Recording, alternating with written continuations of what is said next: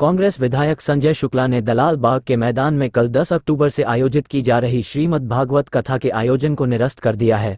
उन्होंने कहा कि भाजपा और प्रशासन के द्वारा जिस तरह की बदनीयती की जा रही थी उसे देखते हुए भारी मन से यह फैसला लेना पड़ा है।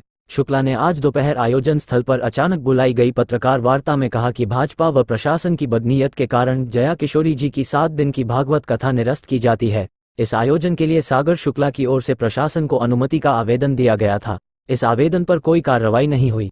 इसके चलते शनिवार को मैं पुलिस आयुक्त कार्यालय पर गया। इसके बाद कथा की अनुमति मेरे नाम पर जारी की गई।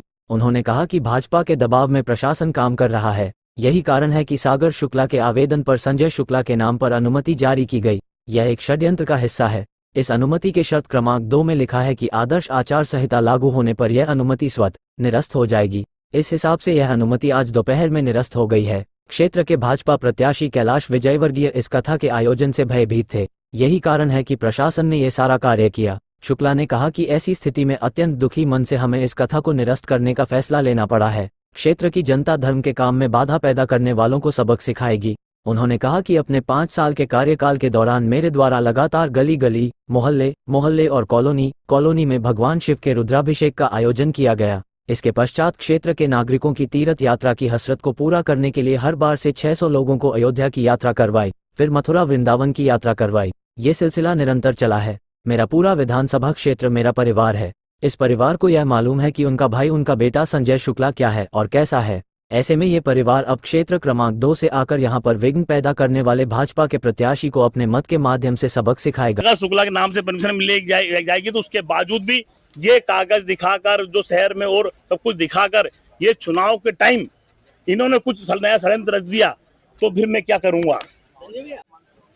सर, मेरी पहली सफलता तो जब भी मिल गई थी मेरी, जब मेरे सामने राष्ट्रीय महामंत्री आदरणीय कैलाश विजयवर्गीय उतरा कि मतलब मैंने अपने विधानसभा में विकास करा है, जनता की सेवा करी है, उनके दुख और सुख में गया हूँ और धर्म के काम में मैंने सब लगातार हर काम करा है। तो मेरे सामने इतना भारी भरकम टेंट प्रत्याशी उतारा गया, तो ये मेरी सबसे पहले मेरी जीत थी। जनता मेरी भगवान है। जनता के लिए मैं हमेशा लड़ता रहता हूँ, भले कोरोना काल हो। आप भी मानते हैं उनको भारी भरकम प्रत्याशी? मैं नहीं मानता, भारतीय जनता पार्टी मानती है बहुत बड़े भारी भरकम है, परंतु 10 साल से ना प्रदेश में रहे ना देश में घूमते रहे, सब जानते हैं। आपके पारिवारिक रिश्ते भी रहे हैं, कल भी एक वीडियो चला था, आप गले मिल रहे हैं, पैर छू रहे हैं। देखिए, हमारा चुनाव में अगर टिकट मिलता है आपको तो क्या परिस्थिति है? भारतीय संस्कृति कहती है कि अपने बड़े बुजुर्गों का पांव पड़ना चाहिए, बड़े बुजुर्गों का सम्मान करना चाहिए। जिंदगी में भगवान के बाद कोई है तो माँ बाप, वो बड़े वो होते हैं, तो वो मेरे से बड़े हैं। तो मैंने बाकायदा, मेरे को वहाँ गुरुजी ने बोला था कि आप उनके गले मिले, तो मैंने ही बोला था कि मैं गले नहीं मिलूंगा, कि मेरे से बड़े हैं, मैं पैर पड़ूंगा उनका।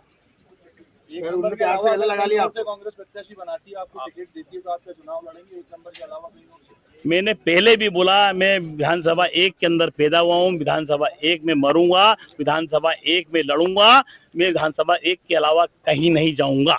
जनता का क्या कहना है विधायक, ये कथा कैंसिल हुई तो जनता का क्या रुख है, किस तरीके का रिस्पांस आपको मिल रहा है, लोगों के जो है वो किस तरीके की बातें हैं? जनता का रुख तो अब मालूम पड़ेगा, क्योंकि हमने निरस्त अभी करी है। हमने सब लोगों ने निर्णय लिया बैठ के कि इस कथा का उत्साह आप लोग देख सकते हैं कि लगातार हमारी माताएं बहनें, जब हम उनसे निमंत्रण देने गए थे तो लगातार वहाँ की माताएं बहनें, वहाँ के बुजुर्ग हमारे साथ घूम रहे थे कि हम लगातार कार्यक्रम कर रहे हैं। मेरे नाम से परमिशन देने का कारण यही रहा है कि चुनाव के अंदर मैं कांग्रेस का प्रत्याशी हूं और चुनाव आयोग की जो आचार संहिता लगेगी उसके बाद ये खर्चा संजय शुक्ला के नाम पे जोड़ दिया जाए।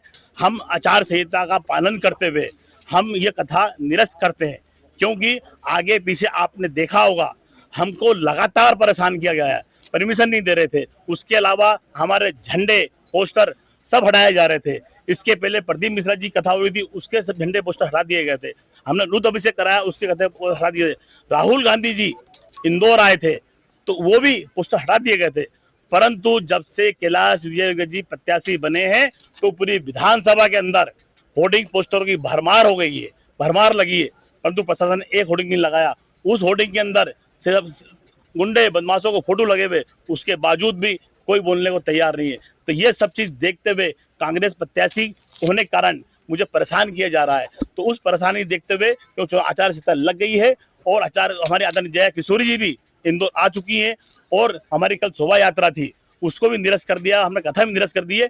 यह कथा चुनाव के पश्चात वापस होगी, क्योंकि लगातार जो हम बोलते करते हमने कथा का पहले भी बोला था, करा था और आगे भी करते रहेंगे, परंतु मुझे परेशान किया जा सकता है इस कारण से, क्योंकि ये अनुमति जो मेरे नाम पे दी गई है वो खुद जानते हैं कि संजय शुक्ला चुनाव लड़ेगा और ये खर्चा उनके खाते में जोड़ दिया जाएगा।